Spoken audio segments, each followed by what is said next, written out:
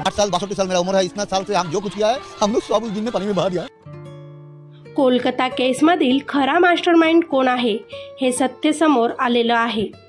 म्हणजेच सीबीआयच्या चौकशीमध्ये बरेच काही सत्य उलगडले आहे। प्राचार्य की ते 4 सहकारी हे आपण या व्हिडिओमध्ये आता बघणार आहोत। हत्येला आत्महत्या म्हणणारे प्राचार्य, डॉक्टरांवर भ्रष्टाचाराचे आरोप, खरा मास्टरमाइंड तर हाच। प्राचार्य विषयावर आपण येऊच, पण त्याआधी त्या महिला डॉक्टरसोबत जेवण करत असताना काय झालं ते बघूयात। ही महिला डॉक्टर त्या 4 सहकाऱ्यांसोबत जेवण करून झाल्यावर तिथे अजून एक ट्रेनी महिला डॉक्टर आली आणि ती या डॉक्टर लेडी सोबत भांडण करू लागली। मी तुला सोडणार नाही, उद्या बघून घेईल, असाही वादावाद त्यांच्यात वाढला। त्या लेडी ट्रेनी डॉक्टर सोबत हे 4 सहकारी सुद्धा या डॉक्टर महिला सोबत भांडण करू लागले आणि रागातच ती महिला ट्रेनी डॉक्टर सेमिनार हॉलमध्ये झोपण्यासाठी निघून गेली। नंतर हे 4 सहकारी बाहेरून ड्रिंक करून आलेत आणि आल्यानंतर त्यांनी सेमिनार हॉलमध्ये तिला एकटी झोपलेलं बघितलं। त्यांच्यात बदल्याची भावना निर्माण झाली। त्यात त्यांनी ड्रिंक पण केली होती म्हणून त्या डॉक्टरवर अत्याचार केले, तिला मारलं आणि तिथून परत बाहेर पडले। तेव्हा त्यांना संजय रॉयनं बघितलं आणि मग हा संजय आपला भांडेफोड करू शकतो या भीतीनं त्यांनी संजयला तुझ्यासाठी त्या सेमिनार हॉलमध्ये एक सरप्राईज ठेवलेला आहे असं सांगितलं। संजय रॉय आधीच पॉर्न व्हिडिओ बघायचा, त्यामुळे तो देखील तिथं गेल्यानंतर त्या मृतदेहासोबत त्यानं बलात्कार केला।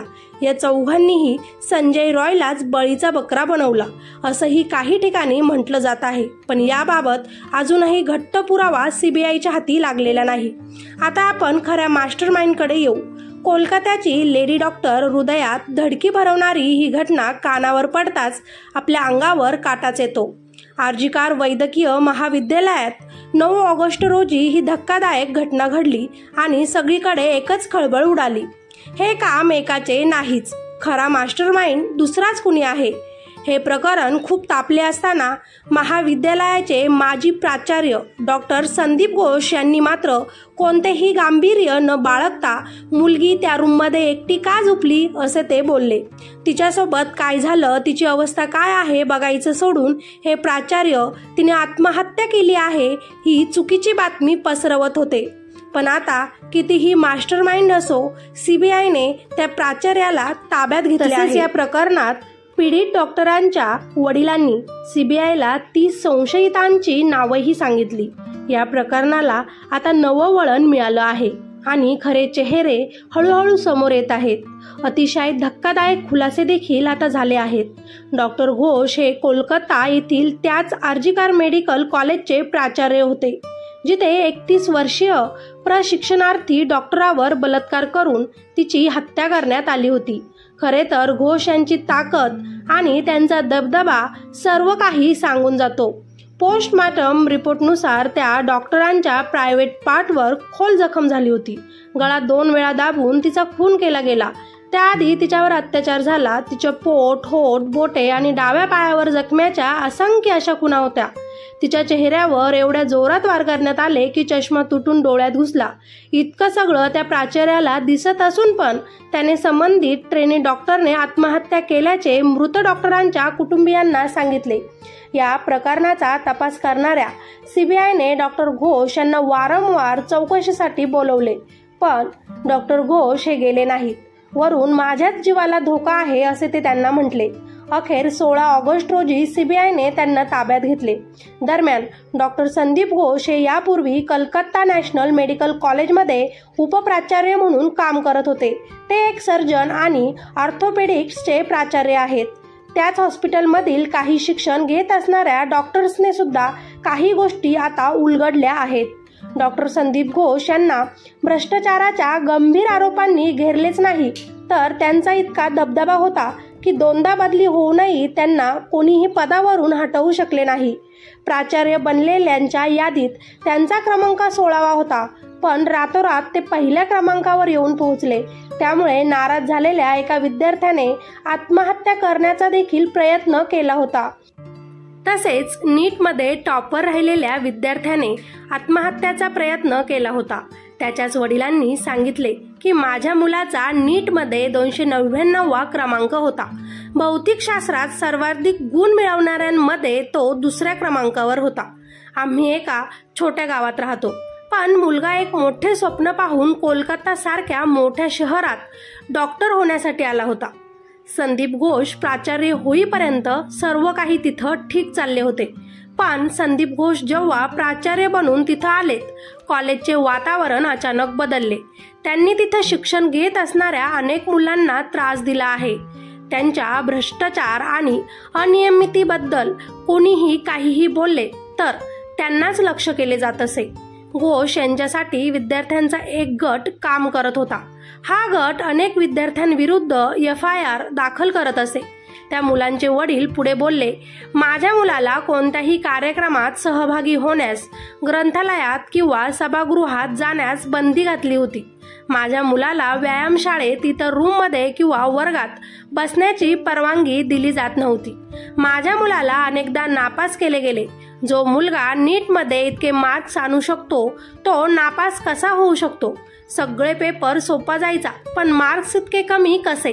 इतका हुशार मुलगा असून अनेक वेळा निलंबनाची कारवाई केली गेली आणि याच तणावातून त्याने टोकाचे पाऊल उचलण्याचा प्रयत्न केला होता, ज्यातून तो वाचला. आर्जिकर मेडिकल कॉलेजच्या एका माजी प्राध्यापकाने नाव न सांगण्याच्या अटीवर संदीप घोष यांच्याबद्दल त्यांनी काही माहिती दिली.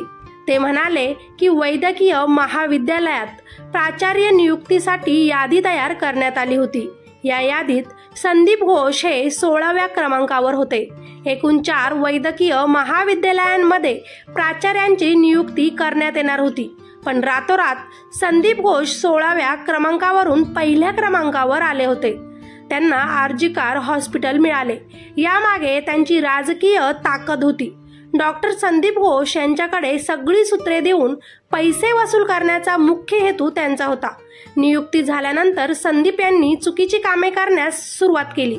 लक्षणीय बाब म्हणजे 2 वेळा त्यांची बदली झाली, 31 मे 2023 आणि 11 सप्टेंबर 2023. पण बदली होऊन सुद्धा संदीप घोष यांनी आपली प्राचार्याची तिथली खुर्ची सोडली नाही. तसेच संदीप घोष यांनी तयार केलेल्या विद्यार्थ्यांच्या गटाकडूनच कॉलेजमध्ये वसुलीचे काम सुद्धा सुरू होते. डॉक्टर घोष यांच्यावर खूप प्रकारचे आरोप असले तरी काही विद्यार्थ्यांनी म्हणजेच त्यांच्या गटाने त्यांचा बचाव देखील केला. संदीप घोष आणि काही विद्यार्थ्यांची नावे जबरदस्तीने या प्रकरणात घेतली जात आहेत. त्यांना चुकीच्या पद्धतीने मांडले जात आहे. संदीप घोष यांच्या विरोधात आंदोलने झाली आहेत, पण ते एवढ्या मोठ्या महाविद्यालयाचे प्राचार्य होते. त्यांच्या विरोधात आंदोलने ही काही मोठी गोष्ट नाही. डॉक्टर घोष यांच्या समस्या आहेत, त्यामुळेच ते आता बदला घेत आहेत, असे त्यांच्या गटातील विद्यार्थ्यांनी सांगितले. खरं तर मास्टरमाइंड कोण आहे हे जर बाहेर आले तर सगळ्यांची नावे पुढे येतात. म्हणूनच त्यांना निर्दोष साबित करण्याचा प्रयत्न काही जण करत आहेत. डॉक्टर संदीप घोष यांचा दबदबा. 31 मे 2023 रोजी पश्चिम बंगाल सरकारने डॉक्टर संदीप घोष यांच्या जागी डॉक्टर सनत घोष यांची प्राचार्य म्हणून नियुक्ती केली होती, पण 24 तासात हा आदेश मागे घेण्यात आला. 11 सप्टेंबर 2023 रोजी डॉक्टर घोष यांना मुर्शिदाबाद येथे ट्रान्सफर करण्यात आलं होतं. मात्र 9 ऑक्टोबर 2023 रोजी पुन्हा रुजू करण्यात आलं. 2023 मध्ये संदीप घोष यांच्या विरोधात चौकशी करण्यासाठी एक समिती स्थापन करण्यात आली होती. यावेळीही आरोग्य सचिवांना आदेश मागे घ्यावे लागले.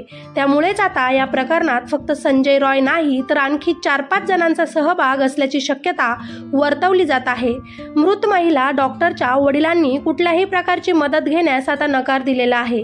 त्यांनी राज्याच्या मुख्यमंत्री ममता बॅनर्जी यांच्या भरपाईचा प्रस्ताव नाकारला आहे. याबाबत बोलताना ते म्हणाले की आपल्या मुलीसोबत जे काही घडलं त्या क्रूर वागणुकीच्या बदल्यात आपण पैसे घेऊ शकत नाही. असे केल्यास माझ्या मुलीच्या आत्म्याला दुःख होईल, तिला शांती मिळणार नाही. मला फक्त न्याय हवा आहे. काही मीडिया रिपोर्ट्सनुसार या प्रकरणात आरजीकर मेडिकल कॉलेज आणि रुग्णालयातील एका इंटर्न मुलीचाही समावेश आहे। दावा केला जात आहे की या प्रकरणात 4 ते 5 जण सहभागी होते। यामध्ये या इंटर्न मुलीचाही समावेश होता, जी त्या रात्री तिच्यासोबत भांडण करत होती। त्यांच्यामध्ये कुठल्या तरी कारणांवरून वाद झालेला होता। त्यावरून या लोकांनी दारूच्या नशेत महिला डॉक्टरवर हल्ला केला। याबाबत सध्या कुठलाही अधिकृत पुरावा मिळालेला नाही। आता 150 ग्रॅम वीर्यामागील सत्य आपण बघूयात। शवविच्छेदन अहवालात महिला डॉक्टरच्या शरीरात 150 ग्रॅम वीर्य सापडल्याचा दावा करण्यात आला आहे।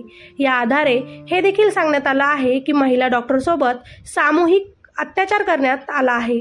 150 ग्रॅम वजन हे त्या डॉक्टराच्या गर्भाशयाचं आहे, तर वीर्याचं नाही। या डॉक्टरचं शवविच्छेदन 3 डॉक्टरांच्या एका पॅनलने केलं। सीबीआयने बरेच खुलासे केले आहेत। आता सत्य नेमकं काय आहे हे आपल्याला लवकरच समोर येणार आहे आणि जितकं सत्य आपल्याला समजेल मी तुमच्यापर्यंत पोहोचवण्याचा नक्कीच प्रयत्न करेन। तोपर्यंत फक्त देवाला एक प्रार्थना करा की त्या डॉक्टराच्या आत्म्याला शांती